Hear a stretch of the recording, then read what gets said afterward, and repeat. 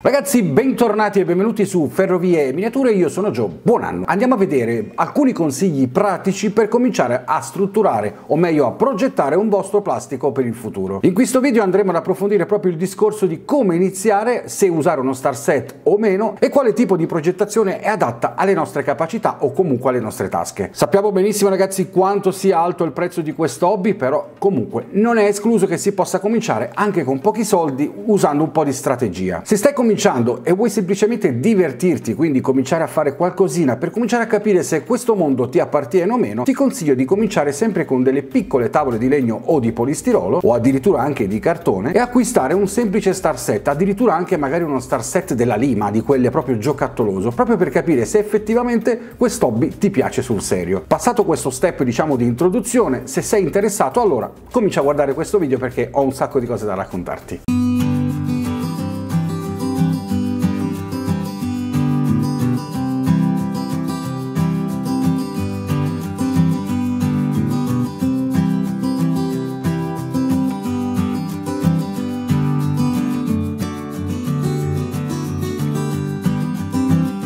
Bene, vedo che avete deciso di cominciare a fare qualcosa di interessante. Ok, facciamolo insieme. Se state acquistando magari uno star set Pico, Roco, insomma quegli star set che vi permettono di cominciare a prescindere dalla scala, bene, potete sicuramente usare il circuito di base come quello che state vedendo adesso, cioè un circuito sempre basato su un cerchio tagliato in due, quindi un semi-ovale da una parte e un semi-ovale dall'altra, per poi creare appunto un classico treno che gira avanti e indietro. Questo è il classico plastico per principianti, quindi coloro che stanno cominciando e che amano vedere treni che continuamente girano senza dover necessariamente conoscere manovre o comunque impiantistiche particolari per poterli gestire. In questo video andremo a vedere appunto passo passo da base fino ad arrivare a esperti quale potrebbe essere l'upgrade che potrebbe interessarti per il futuro del tuo plastico. Come potete vedere in questo base, diciamo in questa tavola base che andiamo a vedere magari in 3D, vedete? Classico piattone adatto proprio a chi sta cominciando con 4 casette, una stazione, una stradina, 2 alberi, un po' di erba e un ovale che gira per il nostro plastico. Andiamolo a vedere con l'effetto scenico del treno ragazzi, quindi facciamo girare un trenino, un classico diesel, giusto per vedere l'effetto che può avere ad andare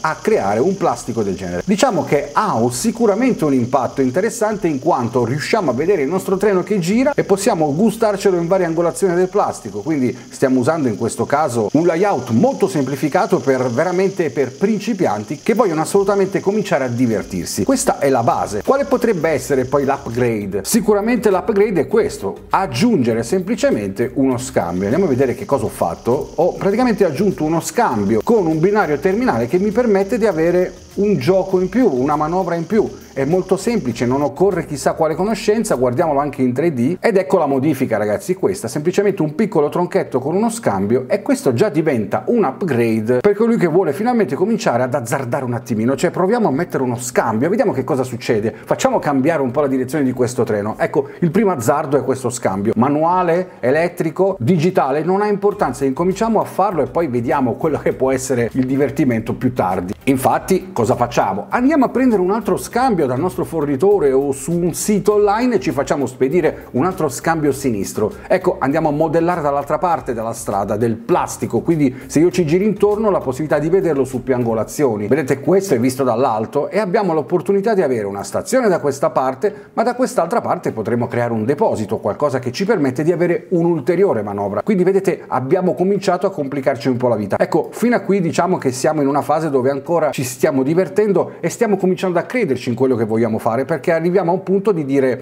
bene, con 2 scambi ho realizzato tutto questo, ma quanto è bello, quanto questo treno può essere effettivamente divertente e interessante. Sì, diventa interessante perché io mentre lo faccio girare cambio lo scambio e lo faccio andare da quest'altra parte, quindi vediamo l'impatto che entra in quest'altro deposito o stazione, insomma possiamo divertirci quanto vogliamo senza limiti di fantasia e cominciare a vedere altre manovre, quindi in questo caso il treno cambia direzione, incredibile, entra dentro la stazione e si fermerà al paraurti terminale che abbiamo piazzato. Quindi guardiamo l'aspetto del suo arrivo in stazione, eccolo, è arrivato e si fermerà lì. Quindi potremo guardare queste scene da un'altra angolazione e vedere la bellezza di questo treno, che poi ovviamente dovrà tornare indietro perché non ha opportunità di fare altre strade, e quindi dici no, questa cosa non è possibile, non posso vedere una roba del genere avanti e indietro, devo ampliare qualcosa. Ok, ampliamolo. È incredibile che cambiamento che abbiamo fatto, abbiamo aggiunto un altro scambio ancora, controscambio sulla parte bassa della stazione, per permettere appunto delle precedenze o addirittura far viaggiare due treni, non uno. Che facciamo? Proviamo a testarlo, andiamo a vedere che cosa succede. Guardate che bellezza, abbiamo un treno in sosta nell'altro binario e da quest'altra parte abbiamo il treno che sta facendo il suo giro, quindi potrà effettivamente andare dall'altra parte e passarci di fianco. Che bello vedere un treno che affianca l'altro, mettersi lì vicino al nostro plastico con l'occhio socchiuso e andare a guardarlo smorzato in questo modo, come farebbe un fotografo. Guardate, ci mettiamo così, come vogliamo aspettarlo? Sta arrivando questo treno, cambierà, non scambierà, ci sarà un semaforo a gestirlo? Sì, forse è arrivato il momento di acquistare anche un semaforo e tentare di poter fare una manovra. Sì, facciamo una manovra dove il treno si possa fermare, oppure decidere in quale binario entrare. In questo caso ha deciso di entrare nel primo binario, passando a fianco alle carrozze. Ma non è uno spettacolo, a questo punto potrebbe anche fermarsi. Sì, si ferma e dà precedenza all'altro treno, che magari mettendoci una locomotiva davanti che andrò ad acquistare, e quindi finalmente avrò due locomotive, non più una, potremo far girare il treno al contrario, cioè dall'altra parte. Ma certo che è una figata, infatti il treno parte al contrario, dall'altra parte, lasciando fermo l'altro treno in attesa dell'arrivo di quest'altro. Beh, ma a questo punto ragazzi abbiamo questo scambio che è messo in una condizione che, se non girato a destra, andrebbe a collidere contro l'altro treno. Ma vediamo, dobbiamo cambiarlo, lo facciamo a mano o usiamo un pulsante? Sì, mettiamo un pulsante, potremmo aggiungere un pulsante in analogico o in digitale. Beh, questa è una scelta che potreste fare sicuramente in seguito, ma inizialmente magari facciamolo semplicemente col dito a mano, lo spostiamo verso destra. Ah, che dici, vuoi usare del cavetto? Ok, usa del cavetto semplice come se fosse un interruttore di casa, va bene, fai pure questo, prova, testa, perché comunque devi capire se ti piace. Una volta che l'avrai fatto potrai schiacciare un pulsante e far girare questo scambio a destra, che permetterà l'arrivo del treno che sta arrivando in questo momento e non andare a sbattere contro quello che è fermo, che è arrivato prima. Guardate, sta entrando in stazione, non è uno spettacolo? È uno spettacolo, sì, è uno spettacolo. Questa cosa mi piace un botto, ma non sono più contento. No, tutto questo non mi basta, devo fare qualcos'altro, devo divertirmi ancora di più.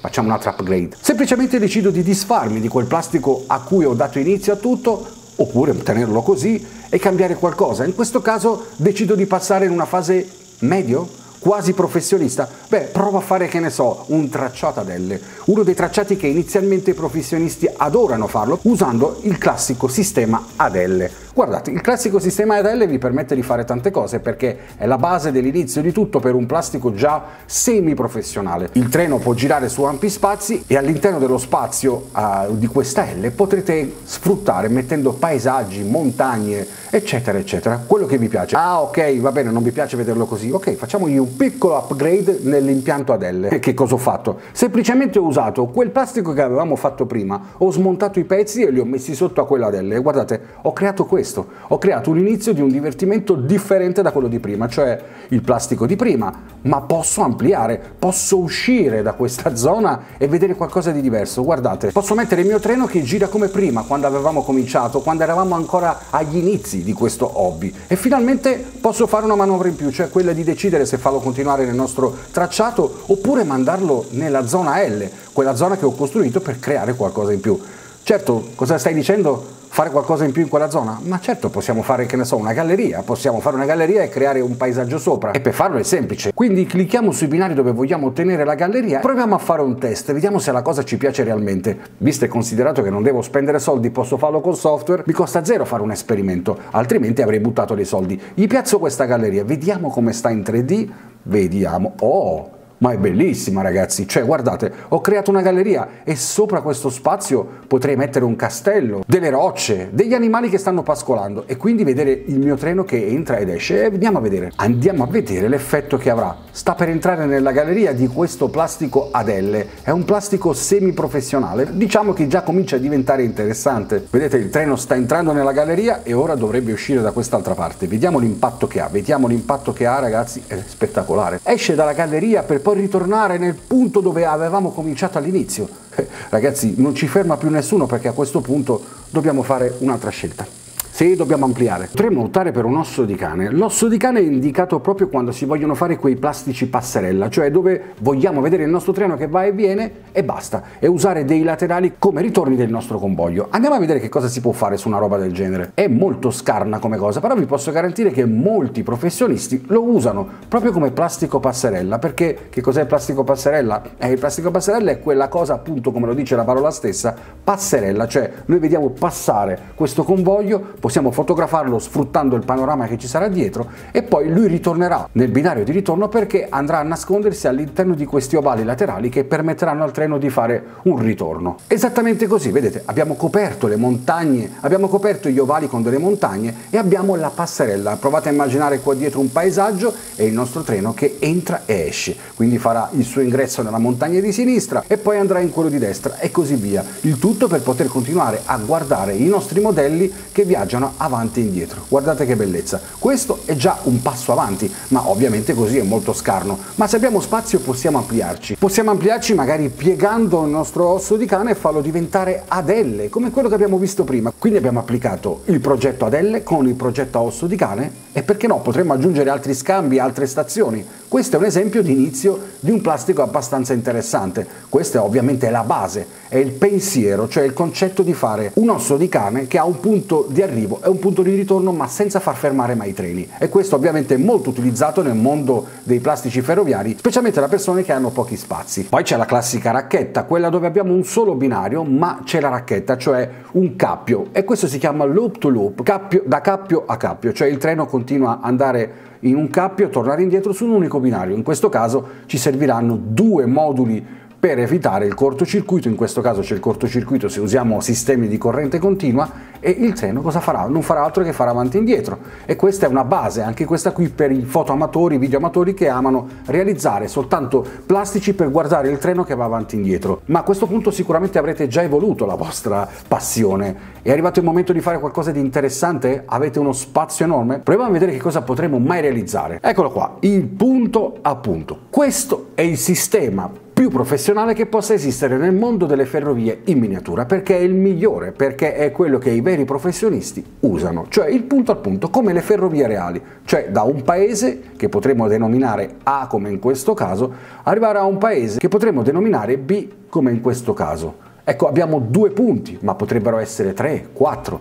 Ogni paese ovviamente avrà il suo nome e ci saranno appunto gli scambi di collegamento per andare da paese A a paese B, oppure da paese A a paese C, decidere quale può essere magari la stazione più importante, quella che effettivamente è la stazione principale, e creare delle stazioni secondarie. In questo caso, ragazzi, abbiamo un layout messo così di fantasia, andiamolo a vedere in 3D l'effetto quale può essere, e questo, vedete, richiede uno spazio, questo richiede uno spazio enorme, però vedete, questo è stato fatto con un semplice binario, ok, che va avanti e indietro. Qui ora ho realizzato una cosa del tutto fantasiosa con un ponte, una strada che passa, per darvi l'idea di quello che può essere. E da questa parte vediamo l'inizio della ferrovia, cioè questo è il punto A, dove abbiamo una stazione a 3 binari che poi va a finire nel punto B, dove abbiamo un'eventuale altra stazione a 3 binari con un binario di manovra. E andiamo a vedere che cosa può succedere. Un treno parte dalla stazione principale, che è questa, denominata punto A, per andare poi in mezzo a queste grandi vallate, in mezzo a questi grandi paesaggi, per arrivare all'altro punto. Qui ovviamente, ragazzi, abbiamo bisogno di tanto spazio, come potete vedere.